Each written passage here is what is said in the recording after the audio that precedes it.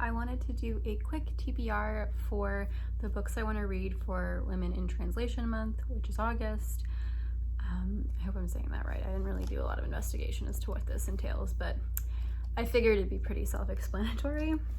So I have 4 books that I'm looking to read. To be honest, I've started 3 of the books, which I actually have here with me. So I'm kind of cheating.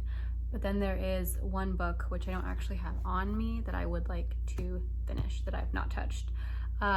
That book is actually in California, where I will be flying in a few days, and it's Tomb of Sand, the International Booker Prize winner of 2022, by Geetanjali Shree, I believe.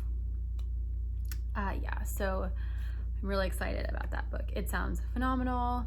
From what I remember, it is about an older woman who has lost her husband and is sort of rediscovering herself, and how she has to, like, she's experiencing this sort of new persona, new identity, and her younger daughter is having to deal with the fact that she might not be the most, like, I don't want to say liberal, like bohemian of the two.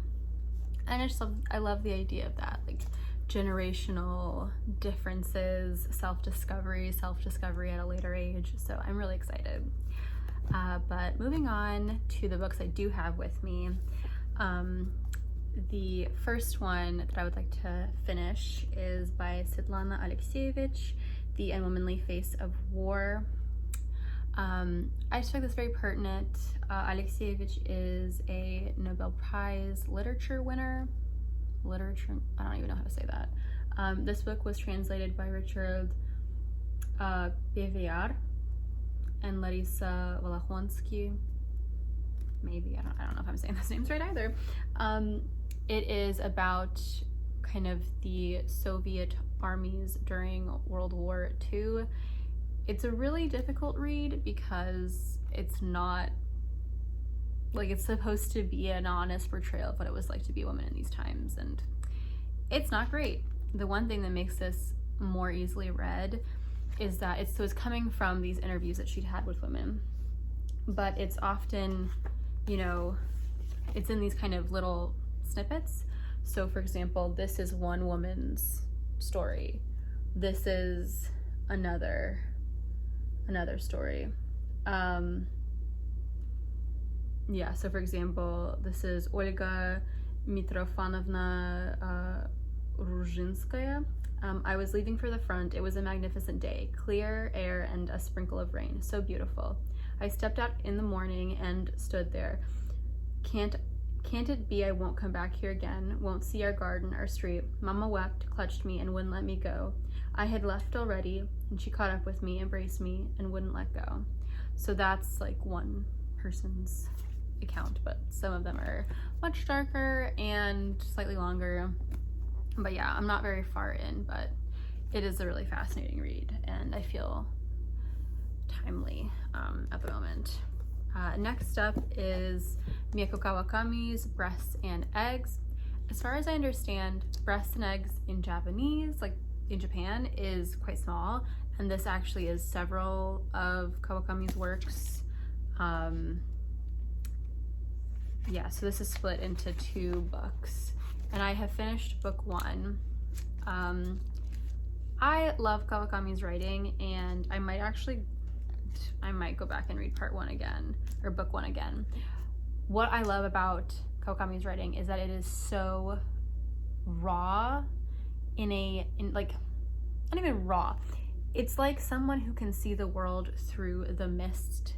It is like someone who is street smart, and they are telling you a story with all of their street smart points, and it's amazing. For example, the first paragraph I love. If you want to know how poor somebody was growing up, ask them how many windows they had. Don't ask what was in their fridge or in their closet. The number of windows says it all. It says everything. If they had none, or maybe 1 or 2, that is all you need to know. Like, what a brilliant observation about life, and I honestly frequently think about that. The last, and the translator for this, there's 2 translators, Sam Bett and David Boyd. The last one is Flowers of Mold by Seong-nan. First of all, the cover is fabulous, and this was translated by Janet Hong, and this is supposed to be a short story collection of like the horror in everyday life, so it's like disturbing. I feel like, I don't really remember what the back of like Cursed Bunny says, but I feel like it's kind of similar. But yeah, it kind of, what's the Stephen King quote that like terror is a scary monster, but horror is going home and realizing that like everything in your house has been replaced with an exact copy. I feel like this, if that's the quote, right? Like this is tapping into whatever that second thing is, like something in your everyday life that becomes menacing and horrible. So yeah, those are the books, women in translation books, I would like to read this month. Hopefully I get, you know, at least one of them finished, if not more than that. Like I said in my last video, I am still working on The Beekeeper of Aleppo and It Ends With Us by Colleen Hoover. So we'll see what I get through, hopefully all of them. And yeah, thank you so much, and I hope to see you soon.